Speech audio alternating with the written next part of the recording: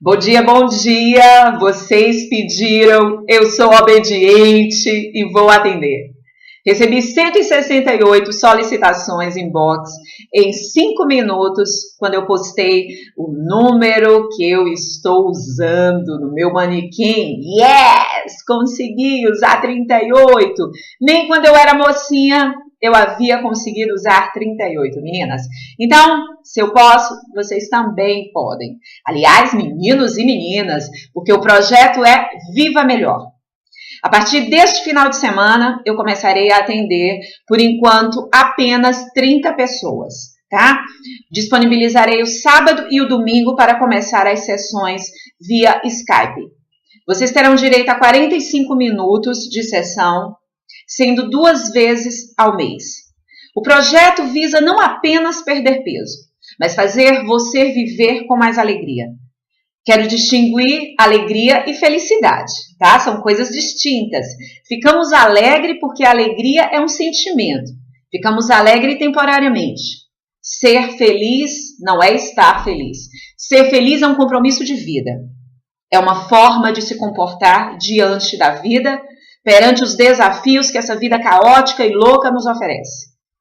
Este compromisso agora é meu, fazer você viver melhor. É um projeto nosso, eu preciso da sua parceria. É um projeto que vai funcionar, eu não tenho dúvida disso.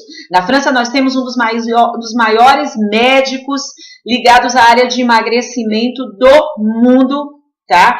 Que escreveu um best-seller lido por 30 milhões de pessoas até hoje, que já trabalha com coaching para emagrecimento, que eu fiquei extremamente feliz em saber que ele também atua como coaching, né? Porque nós achamos que a medicina e o coaching talvez não devessem andar juntas, mas quem conhece o método sabe que ele é para a performance humana e que é o método mais eficaz e sustentável para fazer com que o outro consiga seus objetivos. A partir de agora, eu, Vanessa Freitas, estou com você. Para você que não me conhece, eu sou diretora da Melhor Consultoria, palestrante, professora universitária, sou cronista, escritora, executive coach e amo pessoas. Amo, amo e amo e amo. E a minha existência só se justifica porque a cada dia eu penso em ajudar você a viver melhor.